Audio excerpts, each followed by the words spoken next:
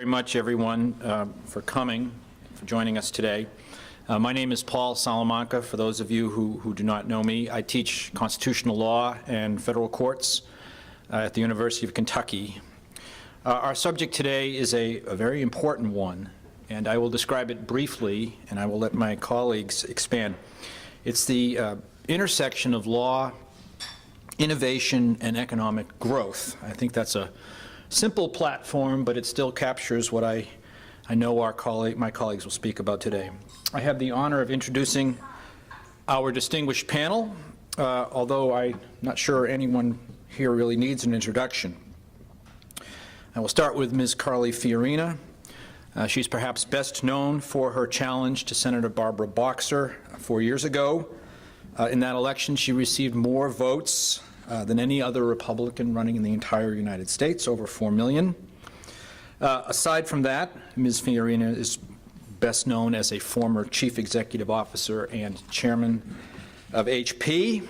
In her 6 years at the helm of HP, the company saw its annual revenues double to about $90 billion, and its rate of patents triple to an average of 11 a day, which speaks to our subject today. She is currently chairman of the American Conservative Union Foundation. Brian Stroh, who is third from me, is the BB&T professor of law. Excuse me, that's a little conceit on my part. The BB&T professor for the study of capitalism, much better, at Western Kentucky University, where he teaches courses on basic economics, economic history, public finance, and ethics. Professor Stroh has written or co-written many articles on a wide variety of subjects, quite a few of which lie at the intersection of, from my impression, economics and sociology. He earned his PhD in economics from Vandy. He also serves as the policy scholar for the Bluegrass Institute in Bowling Green. The Honorable Amultha Parr, to my far right, is a federal judge serving here in the Eastern District of Kentucky, a position he has held since early 2008. In his 6 or 7 years on the bench, Judge Thapar has established himself as a fan of clear statements and plain meanings, with particular attention to jurisdiction, as a number of attorneys have discovered. He is particularly attentive to the role of courts in a majoritarian political system. The Honorable Joshua Wright, second to my right, currently serves as a member of the Federal Trade Commission, where he is a minority appointee, which he may want to explain, appointed in 2013. His day job, so to speak, is teaching law and economics at George Mason in Virginia. He has written or co-written a number of articles in such areas as antitrust, behavioral economics, and intellectual property. One of my favorites, I was talking to him about this earlier, is if search neutrality is the answer, please remind me what the question was. Commissioner Wright earned his JD as well as his PhD in economics from UCLA. We are delighted to have these 4 speakers here. A word about format. We will begin with a 5-minute introduction from each of our panelists. I will then ask a handful of questions of the panel, after which we will have time for questions. I'm not sure if our panelists are familiar with the way I do this, but I'm pretty rigorous about time, so I will make it clear that you've used your 5 minutes. The order of presentation will be, and this was determined by multiple flips of coins, Judge Thapar, Commissioner Wright, Professor Stroh, and Ms. Fiorina will bat cleanup. Judge Thapar. Thank you very much for having me. We each get 5 minutes, and I hope to be quicker than that, but let me start with what's important and near and dear to my heart, which is the founder's wisdom. The reason this is important is, as everyone knows, in Article 1, Section 8 of the Constitution, the founders enshrine the ability to protect people's intellectual property rights. And to go from then to now the Innovation Act is before us, and I think it's important that the American public focus on this, and you in particular as the wise American public focus on this. I think the Innovation Act, which I think is misnamed, but we can talk about that later, that's founded H.R. 3099, you often hear it referred to that way as well, proposes a number of things in with the idea that they're going to protect innovation. And they all affect, many of them, if not all of them, affect the courts. And so that's why someone like me would care. In the patent system, they want to have things like fee shifting, which of course is not truly American in the way our court system works. They want to have limitations on discovery. They want to limit demand letters. They want to have heightened pleading standards and mandatory stay provisions. Now, of course, many of these things hurt the little guy, and in our country, the little guy often is the person who discovers great things. So just to give you some thought on this as to why we don't need many of these things and why maybe heightened pleading standards are the answer, but that might be the answer across the board to frivolous litigation in the American courts and tort reform in general. And I wonder why we're targeting this particular area. Of course, the answer is easy. There's a lot of money backing the Innovation Act from large companies that, in my mind, trying to keep the little guy out of court. There's a number of ways to get rid of frivolous litigation that already exists in our courts, if courts want to use them. For example, we have motions to dismiss, we have summary judgment, and we have Rule 11. And Rule 11, for those of you that don't know, says to practitioners, look, if you file a frivolous lawsuit, we can hold you as a court responsible. And so the reason what they're all going to say is so important is I think the public needs to start paying attention to what's going on with this bill and make sure we don't create two sets of court systems, one for the majority of people and one for the little guy inventor that essentially is disincentivized from creating intellectual property and creating the light bulb, so to speak, because as soon as he does it, it'll get stolen and he has no way to enforce it. Paul? Oh, you're doing fine, Judge. Are you done? Yeah, I want to keep it within my time limit. Well, someone gets 2 extra minutes. Or not. For those of you who didn't get the message, and it's my fault, please eat. Excuse me for not having told you that already. Commissioner Wright. Well, let me start by saying, and I think Paul said maybe I should explain what it means to be a minority commissioner, and I think the disclaimer I have to give in the next 10 seconds will basically explain it. I have to say, especially when there's a camera on me, that the views I express here are my own and not necessarily those of my fellow commissioners. The reason that makes me a minority commissioner is largely because my views are outvoted in the current commission. So that's what that means.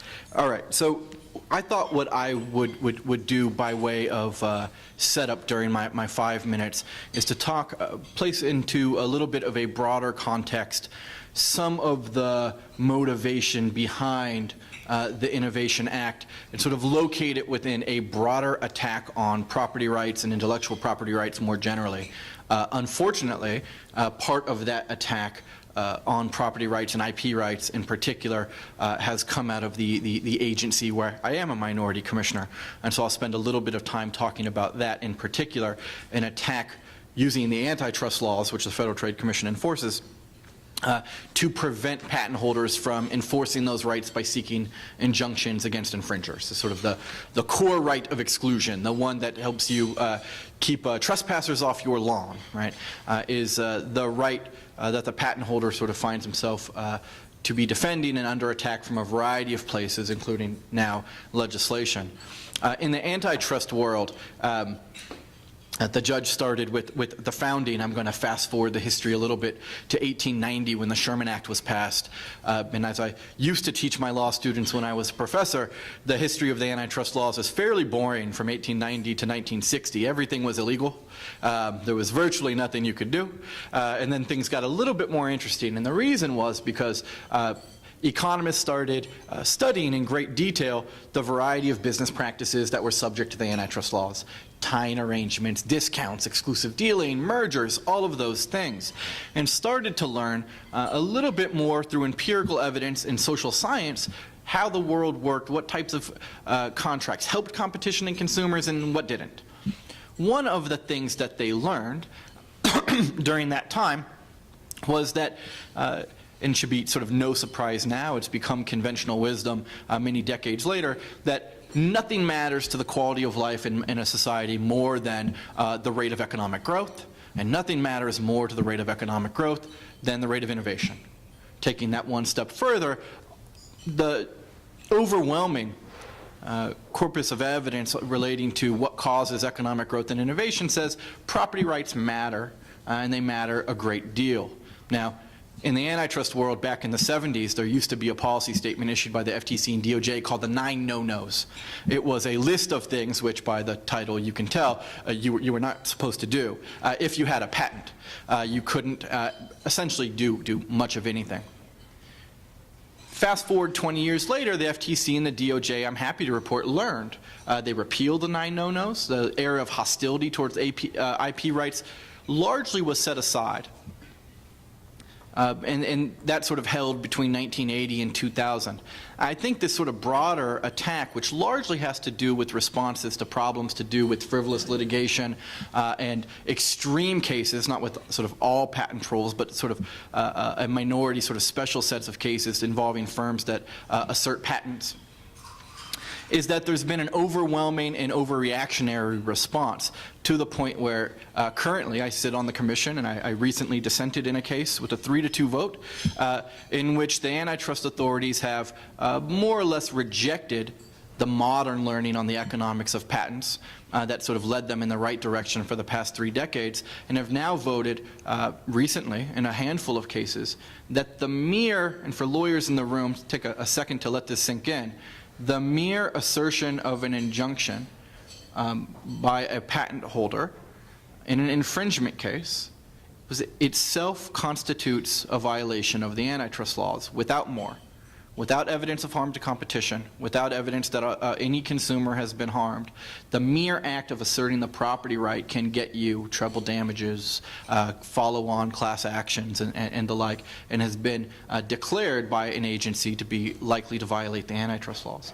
That, I think, shows that the Innovation Act is part of this broader sort of anti-injunction, anti-property right trend that's reached not only sort of a battle that's fought out not only in the legislatures, but also in the regulatory agencies, and I think requires special attention.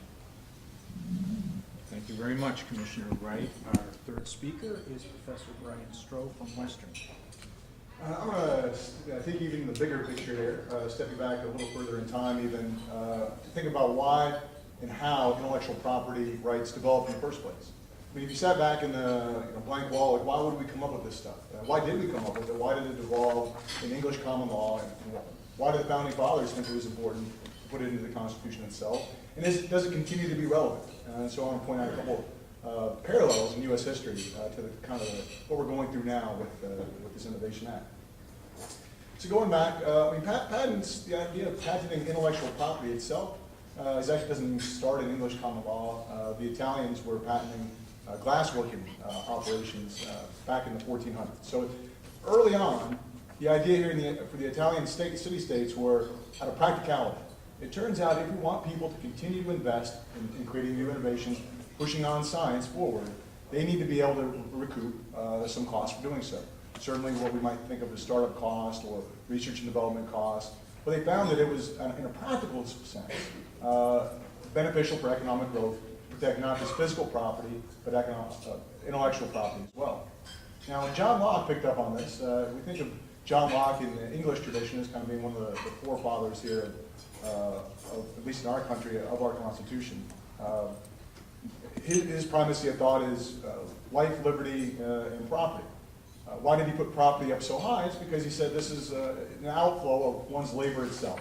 And so if you are the one who puts the labor into it, you should be the one who is able to benefit from that labor. So he went into include intellectual property as well, and then our founding fathers adopted that. Now, I do want to just one quick hesitation. Rather than just say, leave it at the founding fathers put it in, therefore it must be good, we'll caution you that the line right in front in Article 1, Section 8, right in front of the patent line, I'll read you here, to establish post offices and post roads. So Congress does have the power to do that. Founding Fathers thought it was a great idea. I would argue that $47 billion subsidy over the last 10 years may call that into question whether or not we want to continue to do that or not.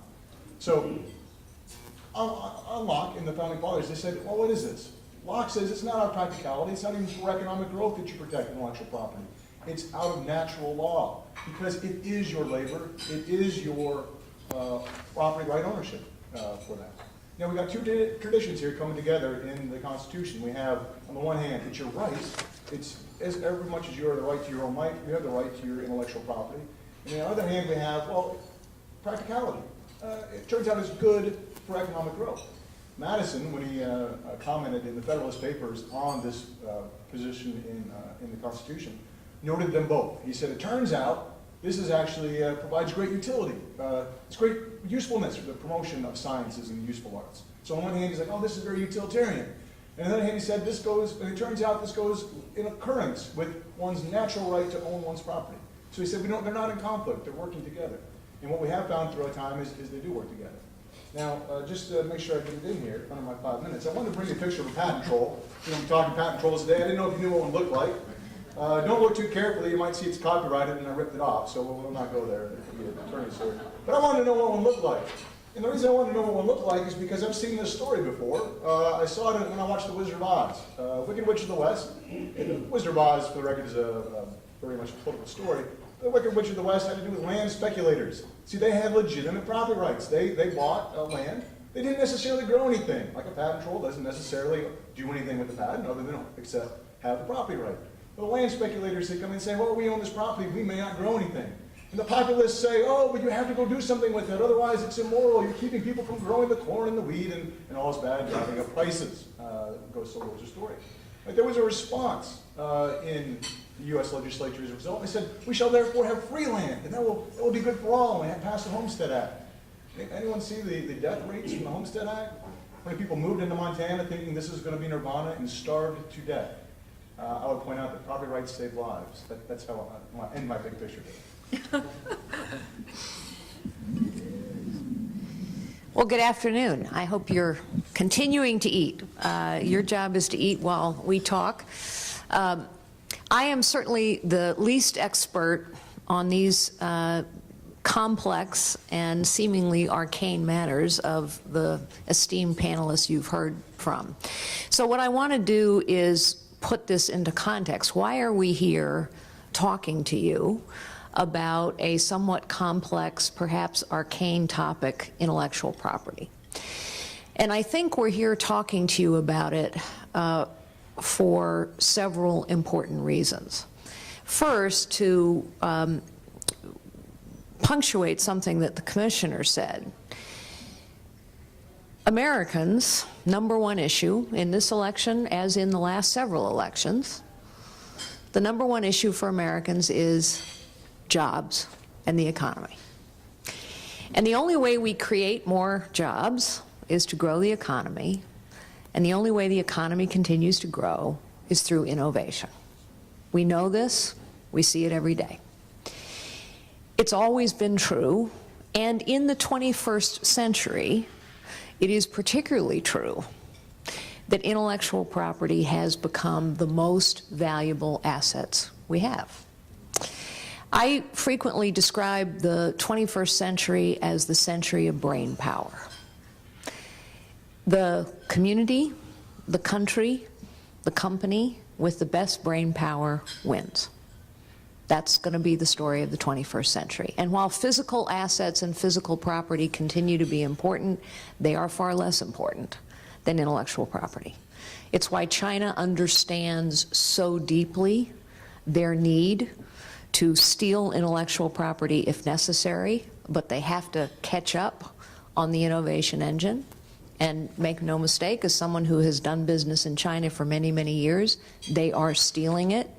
And they are now using our own intellectual property laws and our own intellectual property rhetoric to aid them in stealing it, to aid them in, for example, accusing American companies in China of antitrust violations. So intellectual property, while it is an asset that we have always valued, as my esteemed panelists have pointed out, since the founding of this nation, it takes on an incredibly important role now in the 21st century.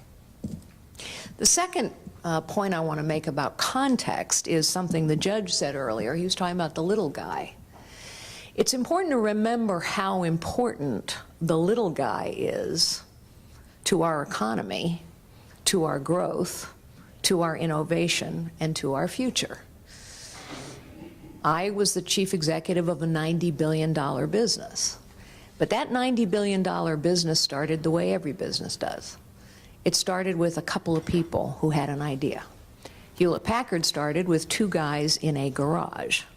And while I was very proud as CEO to say that we were producing 11 patents a day, it is also true that small businesses and entrepreneurs innovate at 7 times the rate of big companies.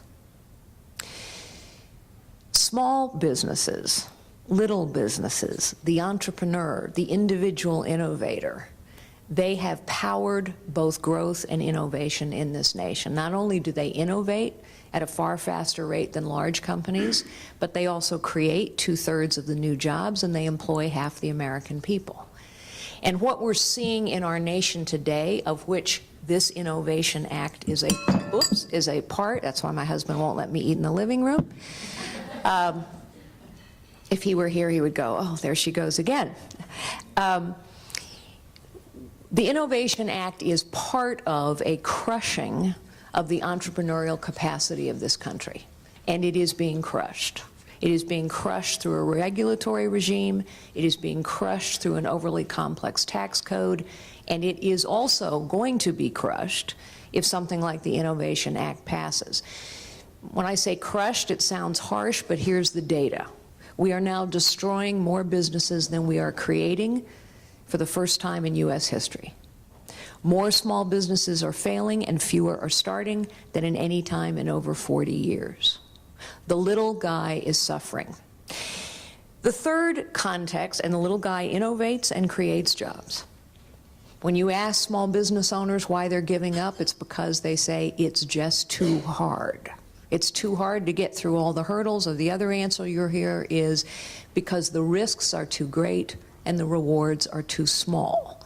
And one of the consequences of a lot of complex regulation, legislation, and tax codes is that not only is it just hard to get through, not only do you need lots of accountants and lawyers to get through it, which big business has and little business doesn't, but you're also elevating the risk of getting it wrong, and you're depressing the reward of getting it right.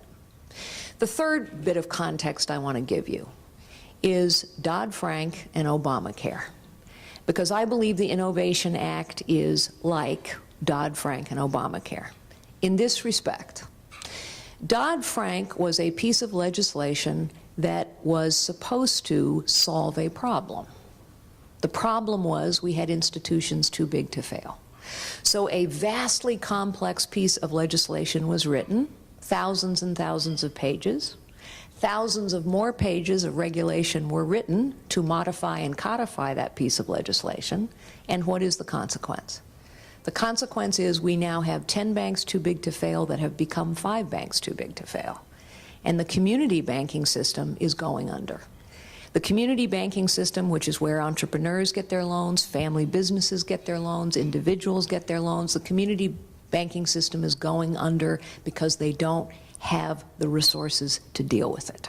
They can't meet the capital requirements, they can't hire all the accountants and lawyers. But it started with a specific problem. We just tried to solve it with an overly ambitious, overly sweeping piece of legislation. Obamacare. Obamacare, the Affordable Care Act, started with a very specific problem that was real. Pre-existing conditions and health care being too expensive. Those were real problems.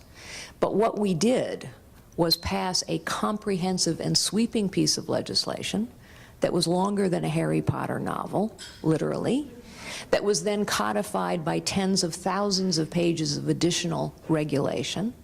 And what is the consequence? Everyone has a problem now. Literally everyone has a problem now. And the cost of health care is not going down, it is going up.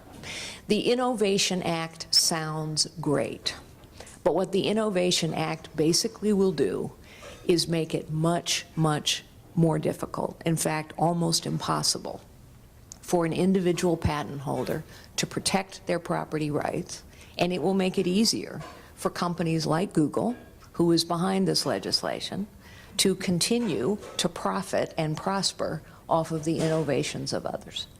And so I think it is part and parcel of a long-standing set of pieces of legislation which, while they may be well-meaning, are crushing innovation and entrepreneurship in this nation, and I think it matters greatly to our economic growth and to our standard of living. So that's why we're here talking about it, and we appreciate you all being here with us to discuss it. So with that, I'll turn it over to our moderator. Thank you very much. Thank you, panelists. We'll open it up for questions in just a couple of minutes. I wanted to start with a theoretical question for the panel, and we've heard a little bit about this from a couple of the panelists. There are a few different ways to justify intellectual property on a conceptual level. One is in terms of natural law, as Professor Stroh mentioned, with reference to John Locke and so on. And the other, I assume, implicit in a lot of the comments we've heard, would be utilitarian theory. For the Lockeans, my question would be, does the Lockean proviso suggest that at some point property rights in intellectual property need to give way? And for the utilitarians, my question would be, as a marginal matter, does the marginal innovator need all of the protection that currently the law provides, or do such legislation as the Innovation Act sort of arguably bring things more into line? So for the utilitarians, I've asked one question, and for the naturalist, I've asked another. Shall we use the same order? Is that okay, Judge? That's fine. One of the things that amazes me from the perspective, I guess, as you call it, the utilitarian perspective, is why we need a different system for our inventors. In other words, why, when everyone else gets injured or harmed, do they get one set of courts and the inventors get another, where we have more difficult pleading standards, where we have fee shifting, where we have Google, or I don't want to pick on Google, but let's say we have a pharmacist, for example, or someone that invents a cure to Ebola, a pill, right? Would they be incentivized to do so if they knew a pharmacy is going to come steal it, a large pharmaceutical company, and then use the protections they put in the Innovation Act to prevent lawsuits? What we have currently in the judicial system has seemed to work for a long time. In fact, it's prevented things like tort reform when that was a big thing, which is we have a civil rules committee with the best judges and practitioners together. And if they want to change the rules, it goes through a process that includes commenting, and then the Supreme Court approval, and then congressional approval. And why do we put so many hurdles in changing rules? Because there's a lot of costs in changing rules. There's inefficiencies that are entered into the system. There's all kinds of court decisions interpreting rules. And so you have to be careful before you change the rules. And what we essentially want to do is say to the inventors and everyone else, look, we're going to change the game for you. We're going to make everything more difficult. So when people say, look, we want to put burdens or hurdles in the way because it's going to promote efficiencies, well, why for them will it promote efficiencies, but for the rest of the legal world it won't? And do we really want two systems? And so from a very utilitarian perspective, and maybe a selfish one, right? I don't want to have to learn two sets of rules as a judge.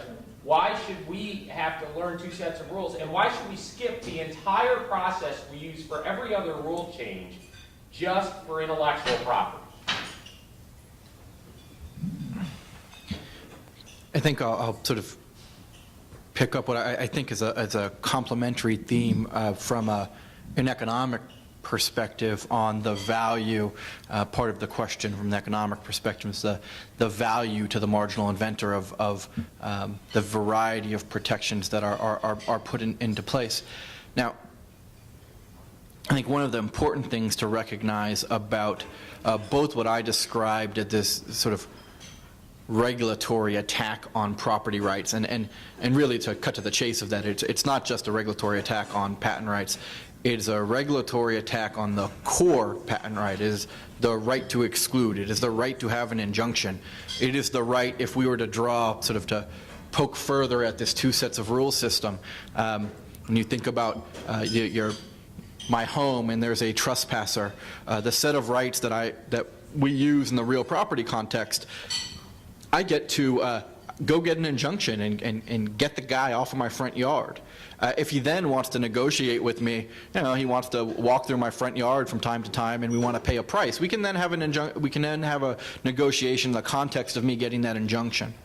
What's happening in the intellectual property space is, on top of the litigation rules, we are now also attempting to cure something else, which is what's perceived as a property rights problem. And make no mistake, much of this in the Innovation Act is expressly pointed at watering down the strength of intellectual property rights and giving them sort of second-class status beneath real property rights, where what all of the economic theory and evidence says is that if we were to treat them differently at all, which is I'm not arguing for, that sequence, that preference should be inverted. And instead here what we have is a view that the property holder, and especially if that property holder, to underscore the point, is a small guy, especially if the patent holder is a guy who made the invention in his garage, but doesn't specialize in licensing, doesn't specialize in asserting the patent in court, right? And he goes out to assign the patent to a firm that does that. This is, we've invoked some Locke, and so we could maybe invoke a little bit of Adam Smith and have it be fair game, but we generally think specialization is good, right? And much of this attack, I think, really, in terms of from an economic perspective, there may be parts of any reform bill that make a little bit of sense, because we do have patent system problems and we do have some litigation problems. But I think the important point when we think about the cost and benefits of a bill like this is that this is not, it may be dressed up as getting at litigation reform or frivolous litigation, but the core of the bill is about devaluing patents, and particularly patents from small patent owners, to deprive them of the ability to extract the value of those patents. And I think from an economic standpoint, the case that does more harm than good is a pretty strong one. I want to put on my Madisonian hat and be both Lockean and utilitarian, if I might. I want to have the best of all worlds here. So from the Lockean sense, intellectual property has never been seen as an absolute right for all time. Since it's an innovation in common law, it has been set for a defined period of time. Of course, with many attorneys in the audience, you know that property rights generally it's a bundle of rights anyway, and none of which are absolute. I pay a property tax to own my house every year, so it's a tax on ownership of property, and if it's not useful, like my house is very useful in generating revenue, if I had no revenue coming else somewhere else, it could lead to confiscation of my property over time. Now, on the utilitarian side, then, the question is, all right, we've got two competing interests here. It's always marginal to an economist. It's always marginal benefit versus marginal cost, right? On the one hand, you've got the marginal benefit to the innovator. You want them to innovate. You want innovation to occur on as many levels as possible. And in order to create that incentive for innovation, you want to have a secure property right to that intellectual property as possible. Is there any cost to that? Well, there could be some cost. It could be that other people stumble across the same thing in the meantime, or very shortly after, and it was obvious to everyone else, and now you've patented something that others may deem obvious. And I think that's really the crux of this question, is where to draw that standard of obviousness. I think it's particularly crucial for the long-term innovation in the economy to have a set of institutions that clearly defines and enforces property rights. It's clear to everyone. Now, we can argue about some of the low-hanging fruit on some of the patents that have come into existence in the last 20 years. I don't want to wholeheartedly say that every patent maybe was justifiable from a long-run innovation perspective if we're putting on the utilitarian hat. So the question would then be how to tweak the system without throwing the baby out with the bathwater. Give you one example where we threw the baby out with the bathwater and didn't know. The Supreme Court in 2005 said, hey, we should reassess long-standing property rights in Kelo versus New London. They said, you know what, yeah, the Constitution kind of used to say you could take people's property and use it for public projects, roads, dams, bridges, and the like. But now we're going to extend that to, let's say that Pfizer wants to build a building in New London, Connecticut, and little Miss Kelo doesn't want to sell him a house. She's lived there all the time. Well, the Supreme Court says, no, we're going to make her sell the size of the house. We say so. Well, that was a changing of property rights that have been around, long established for all through English common law. It's not unique to the United States. You can't go to Australia and use eminent domain for private economic use. And what we saw was that this was not for the little man. This is not for, in this case, the little woman. This was for a big company saying, we don't like the inconvenience of property rights when asserted by small individuals. And so the caution that needs to be when we do try to make large-scale changes to property rights as we see them, are we really doing this to protect the little guy, or are we doing this in such a way that the big corporation can now use the watering down of property rights to take advantage of the smaller interest, and that's what we need to be careful with. I'll just add that when Kilo did pass Bowling Green, I was on the city commission at the time, and we were the first municipality to pass an ordinance to outlaw the use of eminent domain for private economic development purposes. So right in the state of Kentucky, we were at the forefront. So I'll just add a couple things. First, I think everyone here and everyone who's interested in this subject would agree that there are problems in the current system and there are bad actors in the current system. And a solution to some of those bad actors exists. So there was something called the Troll Act that was passed by the Energy and Commerce Committee. It takes a very focused approach to a focused and defined problem and solves it. And so, in my humble opinion, we ought to go past that as opposed to this big, huge, overreaching Innovation Act. The second thing I would say is, as we think about the difference between, or the value in the little guy trying to assert their rights and protect their rights versus the big guy, I would ask us to think about, and Josh's point about specialization, I would ask us to think about Thomas Edison, somebody we've all benefited from. Thomas Edison was an inventor who had no intention of making a product based on his invention, but it changed the world. So it's useful to have real inventors in our minds when we think about this. What would this have done to a Thomas Edison? The third thing I would say is that I think we have ample evidence that when Washington, D.C. attempts a sweeping, broad, complex solution to a problem, there are many, many negative, unforeseen consequences. And frequently, those broad, sweeping, complicated solutions to a very specific problem are cloaked in an attractive-sounding name to make them politically palatable. Innovation Act, who could be against it? Having managed big bureaucracies, having been around big bureaucracies for a very, very long time, I will tell you without fear of contradiction that if you layer a huge, complex, bureaucratic regime over anything, you will crush innovation and entrepreneurship over time. So we have to be very careful here.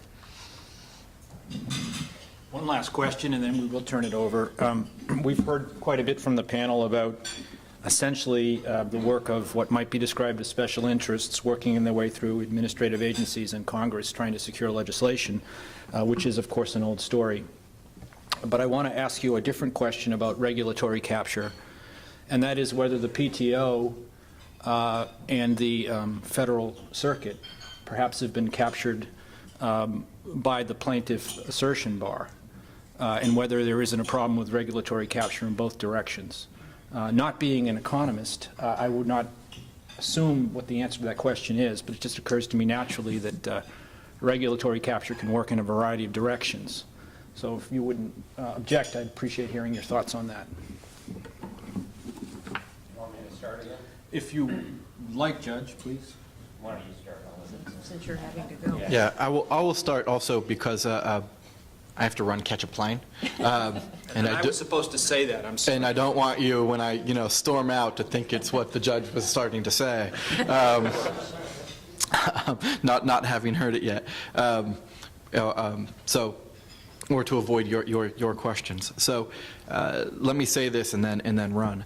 I think it is certainly true regulatory capture can work both ways. One, whether it has or not with the PTO and in other institutions, including the Federal Circuit, but I think we could think of things more broadly than those institutions, but institutions that influence, say, the rate of granting injunctions for patent assertion entities, which are sort of driving a lot of these concerns. I will give one empirical fact that I think suggests that much of the fear and loathing surrounding patent assertion entities, what is driven by this idea that what's going to happen is that the patent assertion entity is going to go and seek the injunction and drive really high royalty rates. It's going to say, I'm suing you for infringement, and because I don't make anything, you can't really countersue me, because I'm not infringing any of your patents, right? And so the idea and the fear have to do with the idea of that asymmetry. The patent assertion entity doesn't make stuff, and so you can't countersue him and then enter negotiation and get a reasonable royalty rate.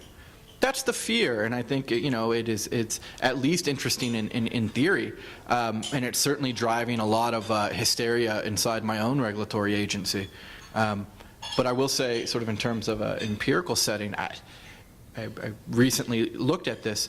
You cannot find, if you go into the various cases in which patent assertion entities are in litigation, in which a patent assertion entity has a standard essential patent, a really important patent, deemed by users to be essential to the production of a good, find a case in which the patent assertion entity is granted the injunction, okay, and upheld on appeal. You can't find one. Okay. You do have cases in response to this fear of my agency declaring that asserting the patent in the first instance is a violation of the antitrust laws. But you have a lot of fear around the idea of what patent assertion entities might be doing when they seek injunctions, and a lot of theorizing. But in terms of actual evidence that this is a problem, and I don't doubt that there are instances in which it is, but in the litigated cases from the sort of record evidence that is out there, the stories, and maybe this is true, we started with the patent troll picture, I mean, this is just something that's more true, like most fables, right? It is, much written about, but not often seen. And I don't doubt that the cases where it is seen may justify some sort of response, but one that is a response that is this broad sweeping, and there just doesn't appear to be sort of any calibration of the solution and the problem, not only in terms of documenting exactly what the problem and its causes are, as a sort of first step towards even sensible regulation. Here there appears to be this overreaction to, certainly if there's regulatory capture on both sides, there doesn't appear to be evidence of that in the places where you would expect to see it. So my sense in large part is sort of consistent with what Carly was saying. We don't have evidence that this is a broad sweeping problem. In fact, all of the evidence points the other direction, and what appears to be going on is something that does fall sort of nicely into this trend of identifying problems in the litigation system or in the patent system that do exist, and sort of drawing up over broad solutions to respond. So I will stop there and run to your airport. So thank you.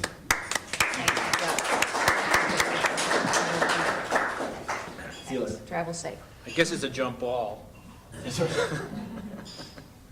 Who would like to I'll follow up on one point that I think Carly was making, which I think is important, which if there is a problem, hopefully, it's a two-step answer. If there's a problem at the demand letter side, where I think there is a problem, from what I hear and what I read, which is you have a small business, okay, and the small business gets letters from what we will use patent trolls, although you can argue patent trolls include universities and all kinds of things that we aren't talking about in depth now.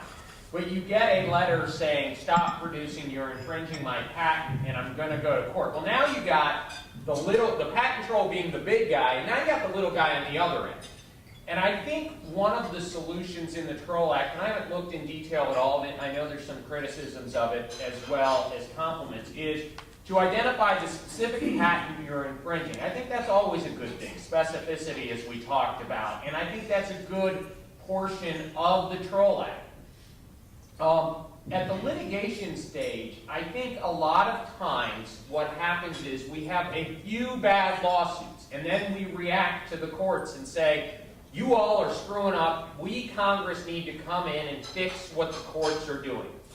But a long time ago they passed, and I'm going to go back to this because I think it's important, they passed the Rules Enabling Act, which presumed that judges and lawyers know, and you have lawyers from both sides you've got to remember, you've got judges from all walks of life, and you've got them all together on the Rules Committee trying to figure out what's best. And I can tell you that I think the majority of judges and lawyers don't see a problem in court. And if there is a problem, it's the judge's fault in that we're not enforcing the law. In other words, we're not enforcing a lot of the rules in place to prevent frivolous lawsuits.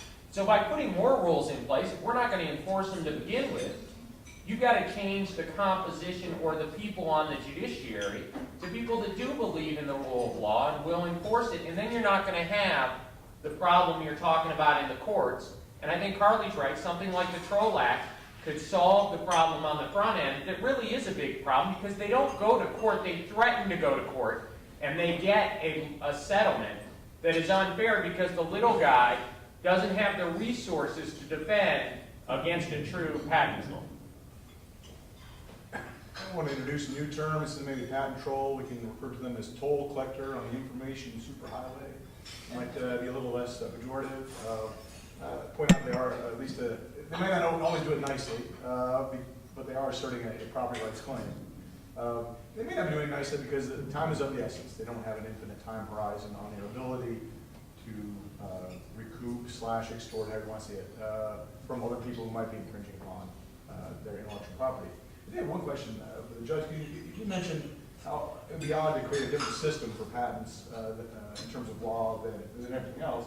So I'm interested in just kind of hear your opinion on why we have the Federal Circuit hearing patent appeals and not just keeping it like everything else, letting all circuits hear their own appeals. And if that's a good thing. I see, as an economist, right, to jump in and not let you answer the question, I like competition.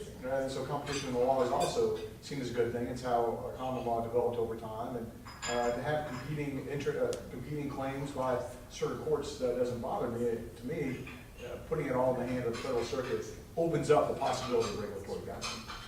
Yeah, and I don't have a good answer to that. John would probably have a better answer to that question than me since he sits on the Sixth Circuit. But I think one of the thoughts, and maybe John, you could jump in. One of the thoughts was that we want at some point someone with expertise kind of pooling these things rather than maybe lay judges like us, someone that has a background in the area. So, for example, with patents and things, you go up to the Federal Circuit, whereas in the bankruptcy courts, you start with the specialist and you end with the generalist. In the patent system, you kind of start with the generalist and end with the specialist. I don't know the answer to that. I have no good answer. I like the way, I have nothing against the Federal Circuit. I like my own circuit. I like kind of the way that works. And like you said, the kind of competition of ideas. I love seeing that, especially as a district court. When the Sixth Circuit hasn't spoken, it's fun because you get to go look at all the circuits and kind of try and figure it out. And so that takes away from some of that, but I don't have a good answer as to why we have it.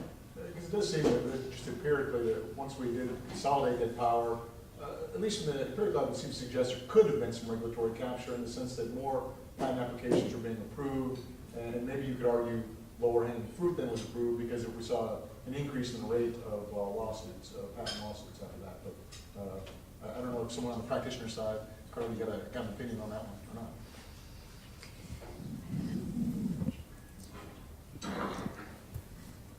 I'm hesitating because I'm neither an economist nor a lawyer. In fact, I dropped out of law school after a single semester. So I want to put this in human terms for a minute, the whole issue of regulatory capture. After I dropped out of law school, I went back to work full-time, doing what I had done part-time to put myself through school. I was a secretary. I typed, I filed, I answered the phones for a little 9-person firm. The truth is, I got my start the way most Americans get their start, in a little business.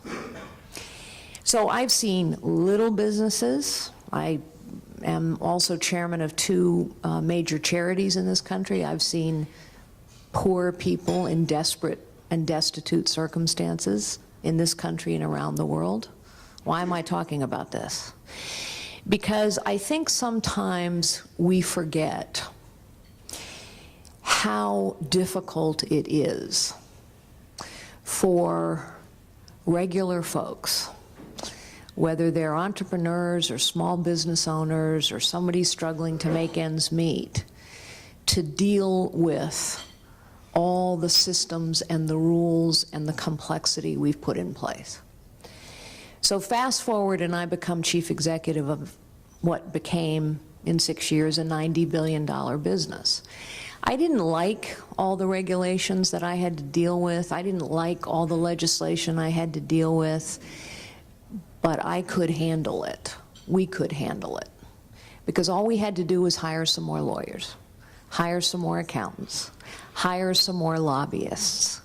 And the truth is, what we all know is going on in Washington is this. Yes, regulatory capture exists at every level in our system, I believe. Because when the system is so complex at every level, only the strong survive. Because they're the only people who have the resources and the wherewithal to figure it out. And that's really what this is a part and parcel of. I believe that human potential is limitless. It's the only limitless resource we have. I believe, based on experience, that everyone has far more potential than they realize. I think the innovative capacity of human beings is amazing. I think everyone has an inherent entrepreneurial spirit. I have seen it. You know, one of the charities that I chair is called Opportunity International. It's the largest micro-lending organization in the world. We have lent over $6 billion to people starting at $150 at a time, and I have seen mostly women, 91% of our clients are women, in desperate circumstances become entrepreneurs with a very small amount of help. So the entrepreneurial, innovative capacity of this nation is limitless. But we are making it way too hard for most people to take advantage of their innate capacity and to fulfill their potential. And I think we need to think about that every single time we think about a new rule, a new piece of legislation, a new process, and I think we ought to think about it as we consider dismantling and tearing down a whole lot of the rules and regulations and processes and legislation that's already in place. We need to think about it in human terms.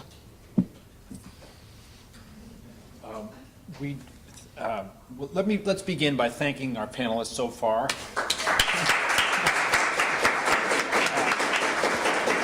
Thank you, the 3 of you, and now let's have some questions from our friends and colleagues. If you wouldn't mind standing when you ask your question and saying who you are and speaking loudly and clearly so that people can hear you, I would be grateful. I think we'd all be grateful if you have questions. I hope you have questions. Would anyone like to start? No one? You've scared them to death with stand up and speak clearly. Yes, please. Sure. Well, if you don't mind. Yeah, my name is Kathy Gornick, and I am an entrepreneur. I started in a garage, too. And I really want to comment on your comments, because, like, when I sit and I listen to really smart and principled people like you guys, I'm always glad that you're there, and you really seem to, like, get some really important ideas. But Carly is right. And I don't know what you guys can do instead of engaging and being so brilliant in being able to debate and discuss all of this stuff, how can you bring it back down to the ordinary person who would just love to start a business and can't because they can't figure it out? And it's an impossible environment today. I'm so glad I don't have to start today because I would find it extraordinarily daunting. So I guess I do have a question in a way is, what ideas would you have about getting out of this incredibly difficult and arcane debate that you guys are parsing here and bringing it back down to the level of an ordinary person in a garage? As much as I would love to say that I just get enthralled with publishing in peer-reviewed journals that like 6 people read, that's not really my shtick, and it's never been.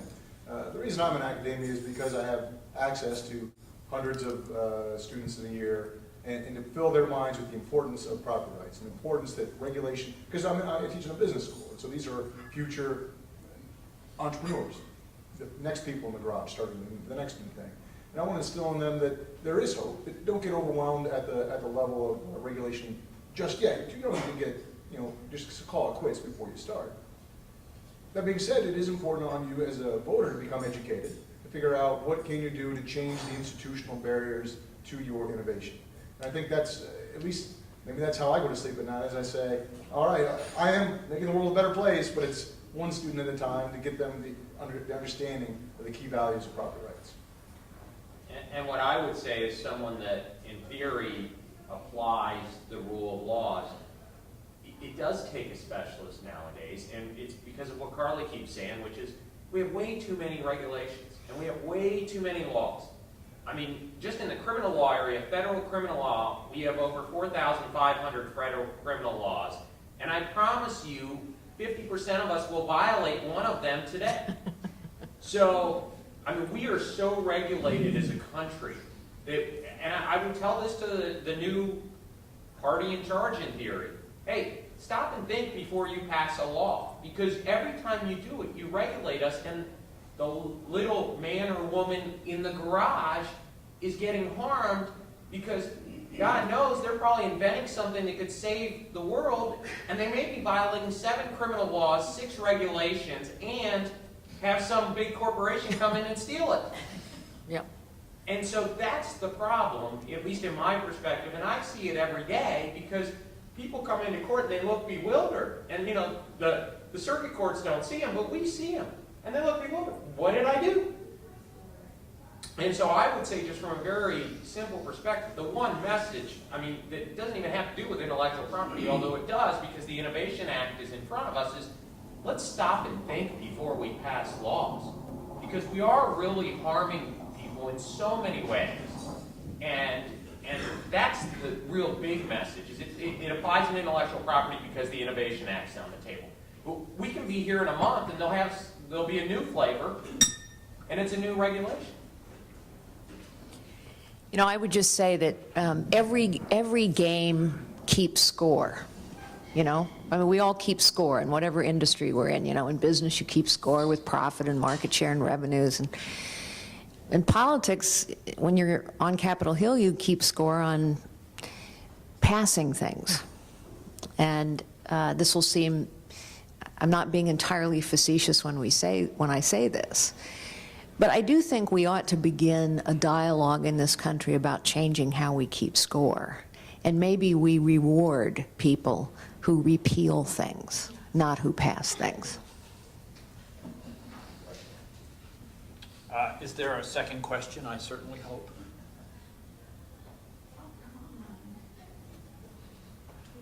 Well, I can go back to my... Well, Paul, I would and say, isn't one of the mechanisms for repealing things a judge who can stand up and analyze a law and say, look, these regulations invade upon the very simple premise that started in the Constitution. You get protection for your property rights. Wouldn't the very best thing to happen, let the law be enacted and have a judge stop it there in its tracks? Wouldn't that be the best proactive thing? I don't think so, and I may be different than a lot of judges, but I bet John feels the same way, which is we are hesitant to strike down laws that are democratically elected, because we still do live in a democracy, not a kingdom. And unless we're certain, I do it with great reservation when I say a law is unconstitutional. I want to be 100% certain. I would say it doesn't matter who you're appointed by, it doesn't matter who, we are very careful about that. And I think there's a good reason to be careful about that. And unless we're certain, you don't want to make us king. You do not want us deciding those things. I mean, there's a lot of reasons, that I think the American public is fearful, and I believe rightfully so, of judges deciding what's best. I think that's left to the elections and the way the system works, and I think the better answer is to encourage Congress to be responsible than to have us play God. Now, if it clearly violates the Constitution, absolutely, but that's, rare. They're smart enough in most instances to get around the constitutional hurdles. I agree that it would be used in a reserved fashion only in rare occasions, but just as Carly said, that they're there to pass things. The genie's out of the bottle, you have to put it back in sometimes. But do you want, and I guess the question is, do you really want us in charge of evaluating laws and saying they're unconstitutional? Because even when you're certain, Obamacare, did it happen? And there's a lot of people in this room that I bet before were certain that it would get struck down. So my point is you're leaving it to a numbers game, you're leaving it to a how we think game, and the better answer is to elect people that are responsible and give people rewards for repealing laws. There's a lot of laws and regulations that are crippling, that are constitutional, that frankly are constitutional, and they're still there, and they're still crippling, and we'll continue to enforce them if you tell us to. Well, we have it's such a great question, and I would just bring us back for a moment to a real issue we now have in front of us. So the Innovation Act is on the table. It is supported by some in Silicon Valley, led by Google, but not solely by Google. And I'm not criticizing Google. I understand why it's in their interest. And it has bipartisan support. Unless, the reason we are here and traveling around Kentucky and around other parts of the country is to educate people on the piece of legislation that's in front of us right now. And absent pressure to the contrary, it will pass. It will pass because Silicon Valley backs it and it has bipartisan support. So without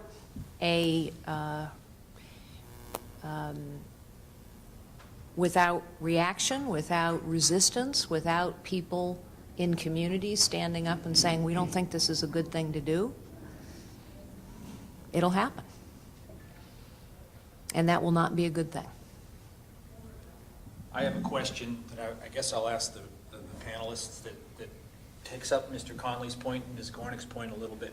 And it gets to one of the cleavages I've noticed in academia over my career, and that is that most economists are Loechnerists, or a lot of them are. Lochner, of course, is the case from 1905, if I'm remembering the year correctly, where the Supreme Court said that there's a liberty of contract, and for the most part, legislatures have to be mindful of that freedom to make contracts. And Lochnerism met its demise in the New Deal. But most economists I know, particularly libertarian economists, tend to be Lochnerists, which, and perhaps that was implicit in Mr. Conley's question, where courts exercise a fairly muscular review of economic legislation and are fairly willing to strike down legislation because it's inefficient, because it's the product of rent seeking, and so on. Most lawyers that I know, particularly judges, come from more of a process-oriented school, which perhaps started with Felix Frankfurter. And there's Felix Frankfurter's great-grandson over there, Judge Thapar. saying that judges, it's unbecoming to judges in a majoritarian political system to be Lochnerist. Even though in their hearts they might want to be Lochnerists, they don't dare to try. And I think that's an important middle or important point of cleavage in the theoretical debate. Recently, though, we've seen some litigation, particularly here in Lexington and in CA6, Judge Rogers' court, where the Sixth Circuit is willing essentially to roll up its sleeves and look at state legislation and say there is no motive behind this legislation other than economic protectionism. I'm thinking of Bruna versus Zawacki, which Judge Reeves handed down in the last few months, and a casket case that I'm not remember the Craig Miles, a Sixth Circuit decision. And for those of you who are lawyers, I hope you know what I'm talking about. But anyway, the courts have been saying, you know, we're going to look at this in a slightly muscular way, and we're going to ask whether there's any legitimate public purpose underlying this other than protectionism. And so the Sixth Circuit has shown some willingness to strike things down. Is that a camel under the tent? And I don't know if Judge Thapar can answer that question, but is that a camel under the tent for Lochnerism in 4 states? And honestly, I'm not sure you can answer this question now that I'm asking it, but could the panelists speak to that, if you'd be so kind? Right. Certainly, as an economist, I don't have to see cases come before me. I can be the purist and say, sure, I'll take the Lochner's approach and say, you know what, it's against economic efficiency. We can make a very good argument why stuff should be ruled down, or to the point why it shouldn't have been voted in the affirmative in the first place. As an economist, I'm routinely frustrated with all branches, quite frankly, of the government.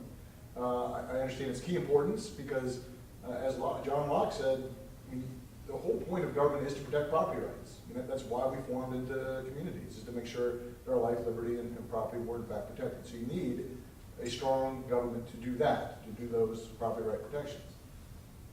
When the government goes beyond those protections, we get into a lot of trouble in a hurry, and certainly from an economic efficiency point of view, there are a lot of bad reasons to pass legislation. I would argue more bad reasons than good reasons.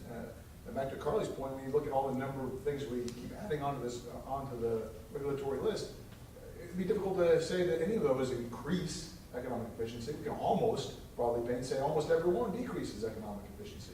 So yeah, it does. So as an economist, I can get quite irate and get worked up and say, upbox in all their houses, that in practice, this democracy stuff, man, devil's in the details, and it gets complicated in a hurry. No one else can speak to this? Judge, I put you in a difficult position. I'm sorry about that. I just don't want to comment on those cases in particular. I would say, even on behalf of my colleagues, I still think even when we look at state law, and even we do so very carefully and hesitantly to strike it down, and I do think that's a uniform view across the board, is we want to be very respectful of what we perceive the good and bad decisions of the electorate. And that's for them to make. And I think all of my colleagues feel the same way, that we exercise great caution, I think, before we strike anything down. John, would you, I mean, I don't want to put you on the spot, but you would agree, right? Yes. See?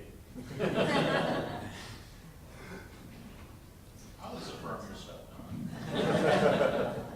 Well, I love you. No, kidding. Well, my short and honest answer to your question is I have no idea, but I will maybe end us on a slightly incendiary note. And I mean this with great respect. I think that it's important at the dawn of a new century, and we still are at the dawn of a new century. I think it is particularly important to remember who we are and where we came from. And I would observe that one of the reasons we may have so many complicated laws and regulations is that most of our politicians are lawyers. I mean that with no disrespect, it's just a fact. When I say remember who we are and where we come from, ours was intended to be a citizen government. And there was a very long time in our history when people routinely moved from private life to public service and back again. And somehow we've gotten to a place where our politics has become a profession and incredibly complicated as a result. And the only problem with that is that politics impacts people's lives in very real ways. That's how I got involved in politics, when I realized that politics, for better or for worse, impacts people's lives. And what I think, I don't mean to be overly dramatic, but I think it is accurate and fair to say that politics now is impacting a whole lot of lives of people who have no ability to influence it, other than by how they vote and how they raise their voice.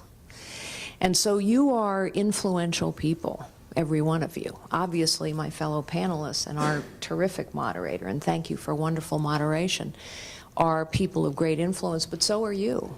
You are people of great influence in this community. And so I hope, if nothing else today, we've caused you to think a little bit differently about a piece of legislation that's in front of us, and maybe to think a bit differently broadly about the impact of innovation and entrepreneurship, which is the most profoundly human of instincts, I believe, on a more human scale. And we hope that you will continue to be influential as you think about these and other issues, because in the end, it is only citizens that change government. Thank you so very much for being with us this afternoon.